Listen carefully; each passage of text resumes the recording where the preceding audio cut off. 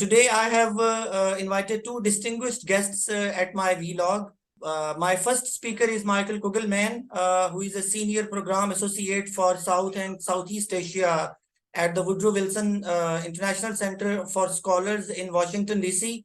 And my second speaker is Professor Dr. Adam Saud, who is working as a Dean Faculty of Social Sciences and Humanities at Bahria University, Islamabad campus. I welcome both of you at my show, sir. Thank you very much for having me and us. Thank you. Thanks, same here. Thank you. Thank you, sir. Michael, I would like to start discussion from you. I was watching your previous show at the Wilson Center a few days ago. I think the topic of that discussion was will democracy survive?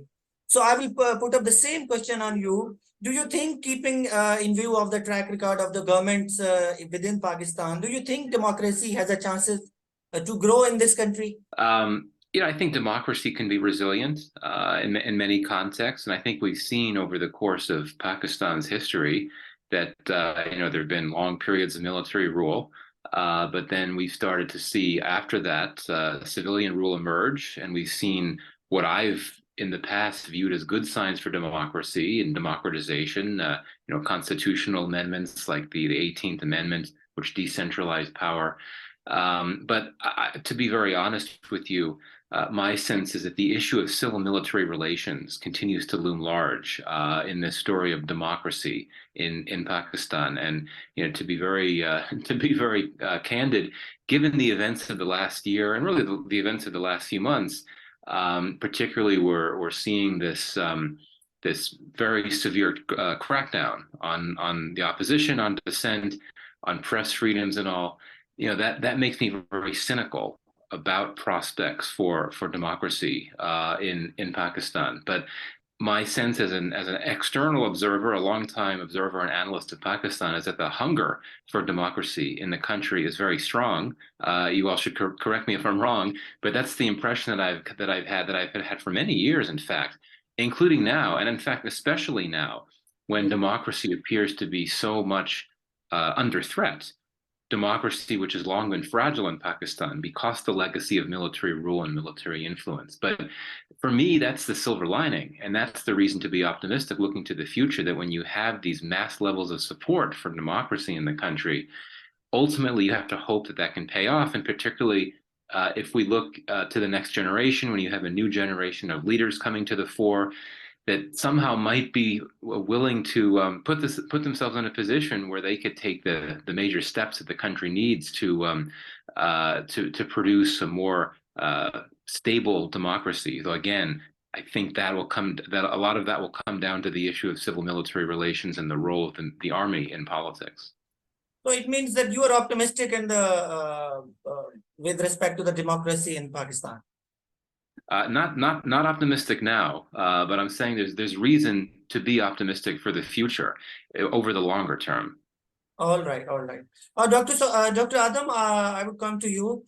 Like you have experienced, we all have experienced the last month's political instability in Pakistan. Were you expecting the incidents that took place under the cover of sort of a tug of war within the country? You were expecting such types of events in the Pakistan? And these impacts, how much tendency have to impact the Pakistan's relations with the international community? First of all, I would endorse, I would agree with the comments which have been made by Mr. Kugelman.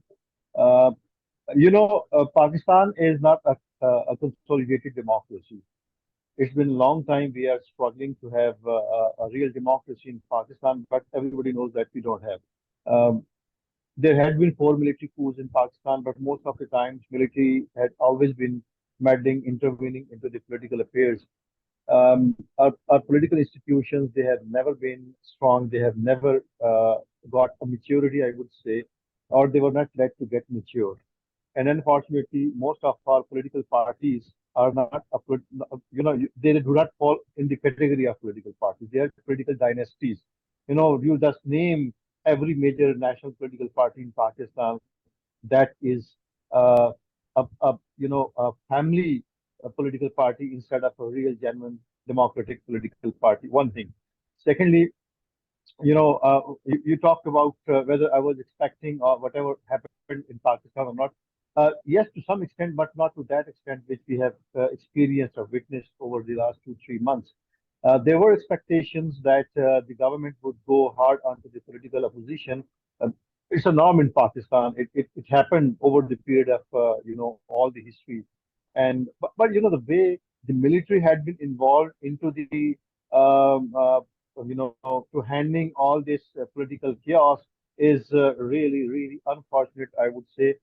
And if you go and look at Huntington's model of democratization, and the waves of democratization, and the certain reasons or the steps which are taken back, we are heading towards the reverse type of democratization in Pakistan right now. So I think I was expecting it, but not to this extent which we have experienced so far. The outcome of this all this political turmoil onto the foreign policy of Pakistan is concerned, yes, it has devastating effects, because the international community is always concerned about the political stability and human rights and democracy in Pakistan, minus those countries which have their own kind of laws, rules, and regulations, where you may say they are either authoritarian states or semi-authoritarian states. But rest of the world, which believe in democracy, human rights, they are really concerned about it, and I think they have affected kind of our relations with those countries. Michael Kugelman, economy, and we all are aware of the economic downfall of Pakistan. Everyone is aware of the fact, this fact. Do you think political stability and economic downfall, these two challenges are very much crucial for Pakistan? How much these two things are interlinked with each other? Well, I think on a very basic level, there is a very strong link between political stability and economic growth or economic recovery. Really, from the standpoint of global perceptions, that prospective investors are going to be much more comfortable committing to financing Pakistan if there's relative political stability.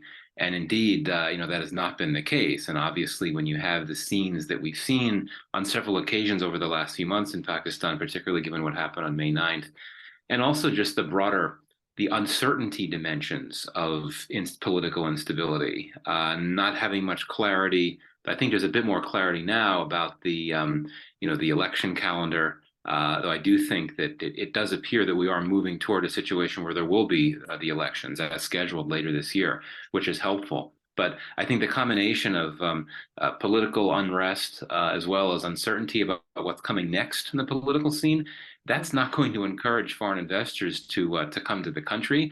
And obviously, as well, those foreign companies that have been operating in Pakistan, they will naturally get very concerned about the prospects of political. We have the recent example of Shell company that has rumors. I don't know, these are rumors or facts. They are trying to get away from this country. Right. Yeah, exactly. Yeah, I mean, I guess that's a bit complex because, as you know, Shell has apparently downsized their presence in a number of countries in recent weeks. So it may not just be a Pakistan-specific issue, but certainly this is part of it. And also, if we believe, and this is a contestable assertion, but if we believe the notion that Pakistan's economy badly requires assistance from the IMF, then I think the political stability is also problematic in the sense that, yes, the IMF's arguments are very technical, and their conditions for providing assistance are relate to fiscal policy, austerity measures, and so on. But I think the IMF would be much more comfortable negotiating an agreement with Pakistan when you have a government that is stable, that ideally has a mandate from the people, and that suggests that Pakistan may well not get a deal with the IMF until the elections happen. And of course, as you know, the broader current IMF agreement, the EFF, expires at the end of this month. So it's quite likely that Pakistan will be in a position where it needs to negotiate a whole new agreement, separate from trying to unlock that $1 billion in funding from the existing accord. So that all suggests to me that Pakistan's economy, in order to avoid default, will require some assistance from IMF, but I doubt that will be forthcoming unless and until you see a deeper level of political stabilization, which certainly would be helped by knowing that the elections are going to take place in October. Dr. Adam, do you see is there any option left for Pakistan other than IMF when it comes to economic downfall in this country? Before I answer your question, I would like to praise Mr. Kugelman that day before yesterday, there was a seminar that was conducted by his data organization, and the law minister, he was over there, and the election commission of Pakistan's secretary, he was over there, and both of them actually they have given us a hope that most probably the elections are going to be conducted on time. So let's see, what happens. Time will definitely tell us. Coming towards your question, yeah, I mean, if you think that Pakistan, yeah, it is facing a severe economic crisis, and besides IMF, we do have options, but those options are really not that bright for us, I would say, because most of the countries like China, UAE, Saudi Arabia, they are not coming forth towards to help Pakistan in such the political crisis. The problem is like Mr. Kugelman has mentioned that the political stability and economic development, they go hand by hand. And if you don't have a political stability, there are doubts that whether your government is going to continue or not. You know that whenever there is a change in the government, definitely we see most of the time change into their economic, long-term, short-term economic policies as well. So under such circumstances, inviting the foreign investment or the foreign aid in the form of loans or whatever you say is it's really hard for us. We have tried it. The problem is, during after COVID, I would say, economic situation in Pakistan is really, really, it's really hard for us to get back to stabilize our economy. We have tried all our options, and most of options, I would say we have used most of our options. But now the hope is that if we go for the general election and the new government, elected government, it comes to the power. So we expect that the government, the upcoming government, it would continue for quite some time. Maybe we pray that it should continue, the whole tenure of 5 years.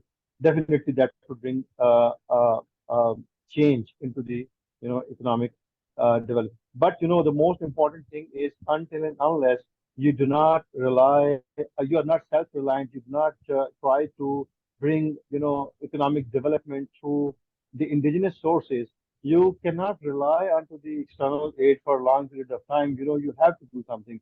You are talking about whether what sort of indigenous resources you are talking let me last Yeah. a point from my side. You said that you asked him about the external and foreign investment. I would say that the local businessmen, the local investors, they are leaving Pakistan. They are taking their investments out of the country. So this tells the environment where local investors do not have faith and believe in the political stability of Pakistan. How can you invite? How can you attract the foreign investment in Pakistan? There are so many ways.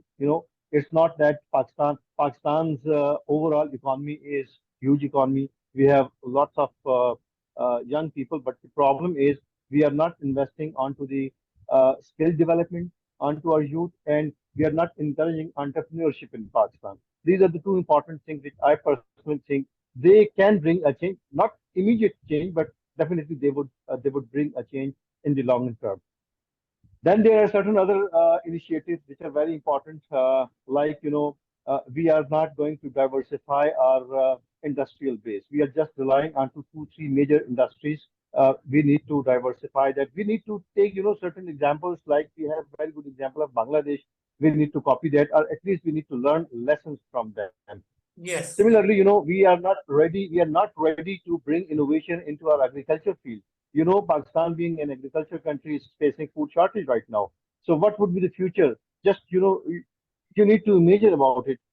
These are certain innovations, All right, all right. developments which we I have got it. in I right got it, now. sir. I got it. Michael, over to you. Before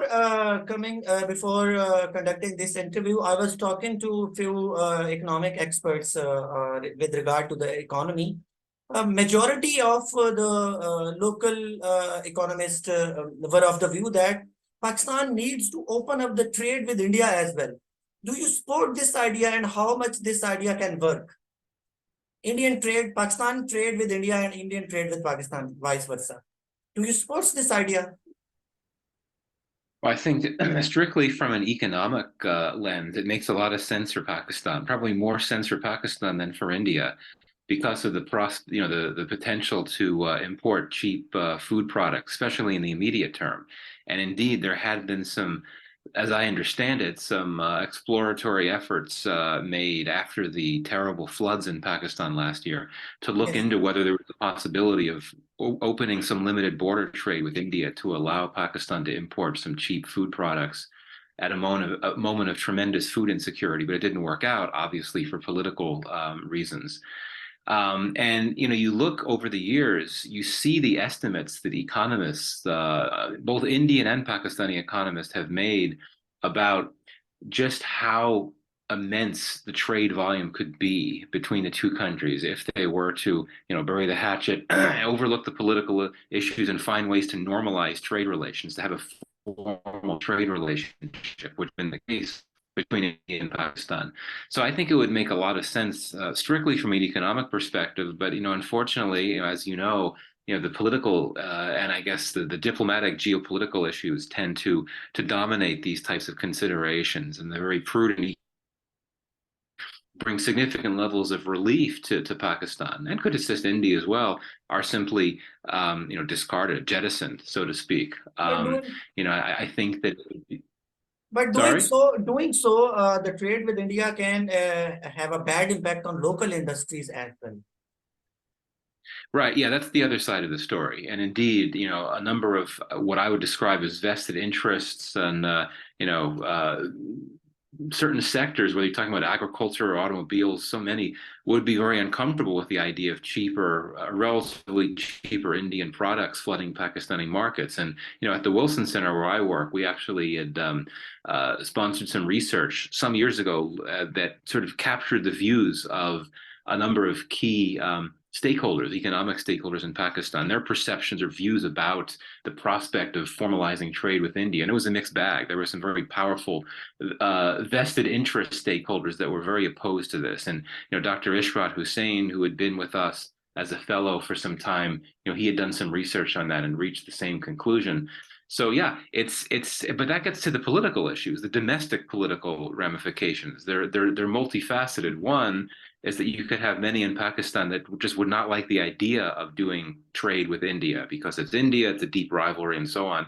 But then there are those that are politically powerful who are in the business and the economic sectors and feel that their own bottom lines, their own economic interests would be deleteriously impacted by having these large amounts of cheap Indian products coming into Pakistan and threatening their own bottom line. So those are the issues. But my own view is that even if you do something short of formalizing trade relations, even if you work out some type of arrangement to open up some limited border for a short period of time, that can be very helpful. Again, especially when you have these calamities such as the floods last year. All right. I think that even if you open up border trade for a few months, that could have brought some relief. It wasn't in the cards because that's politics. All That's right, geopolitics. Michael. We are running short of time. One last question to both of you, Dr. Adam. As we all know, the news are being circulated that the current government is trying to build a plot to ban the Pakistan Tehreek-e-Insaf (PTI). Do you think how much this, if that happens, how much this decision can be rational? And the same question to Michael as well. First, Dr. Adam, over to you. Okay, thank you. Personally, And I kindly be personally brief, we believe have that only 2 minutes. I personally believe this would be a disaster, not only to democracy in Pakistan, but Pakistan itself.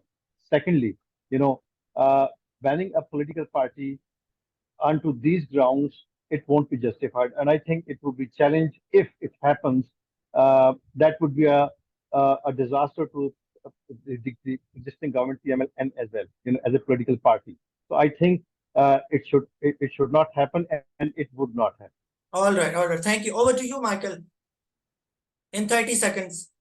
Very brief. Unfortunately, it would be quite rational, given that the establishment, in my view, is keen to ensure Imran Khan cannot return to power. And if you dismantle his party, well, that's a good way of doing so.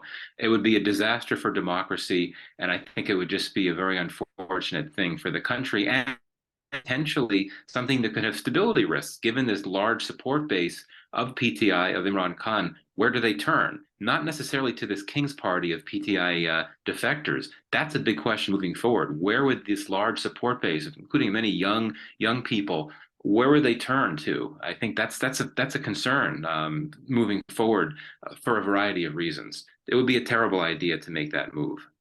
It should not happen, you mean? Right, absolutely.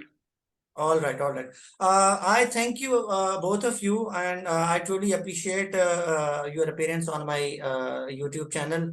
And once again, I thanks a lot, and I'm signing out. Thank you, Mustansar, for introducing me to Mr. Kugelman, and thank you very much as well. Yeah, sure. Thank you very much. This is a great experience. Yeah, thanks a lot. Thank you so much.